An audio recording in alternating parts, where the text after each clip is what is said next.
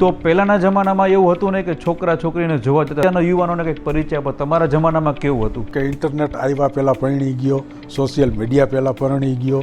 આને કારણે હું અત્યારે સુખી છું સારામાં સારી રીતે કે એ જે એરેન્જ મેરેજ છે, કારણ કે એ સગા સંબંધીઓમાં ઇન્ટરનલ જે એકબીજાને ઓળખતા હોય એવાનું દીકરીનું આદાન પ્રદાન દીકરાનું કરતા, એટલે આજની તારીખે એ અકબંધ છે.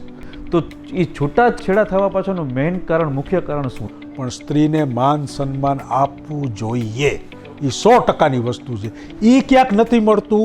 તમે કોઈ પણ છૂટાછેડાની બાબતે તમે કપલનું એનું ફેમિલી કાઉન્સિલિંગ કરતા હો ત્યારે તમને એ ખ્યાલ આવશે કે આમાં તો બહુ સરળ વાત હતી. એમ મા બાપ ના પાડે તો સુસાઇડ કરી લે અથવા તો ઘરેથી ભાગી જો, એવા પણ ઘણા ખરા કિસ્સા બને છે. તો અત્યારના યુવાનોને તમે શું સંદેશો આપશો? એવી રીતે પોતે નિર્ણય લઈ લે છે અને એમાં જ્યારે મા બાપનો વિરોધ થાય છે ત્યારે એ એવું નક્કી કરી લે છે કે હવે તો અમે ભેગા થાશું જ નહીં, અને એના કારણે આપઘાત સુધી પણ પહોંચી જાય છે. છોકરો છોકરી જ્યારે લગ્ન યાત્રામાં જોડાય છે, એ પ્રેમ સંબંધથી જોડાય છે, ત્યારે એની પ્રેમ યાત્રા શરૂ થાય છે. અને સાચો અને શુદ્ધ અને સાત્વિક પ્રેમ, એકબીજાને પ્રેમ, મોહ, લાગણી, શ્રદ્ધા, વિશ્વાસ આપવાની વાત સાથે એ જ્યારે સંસાર યાત્રાના પગથિયા ડગલા માંડે છે ત્યારે સાચી યાત્રા ચાલુ થાય છે.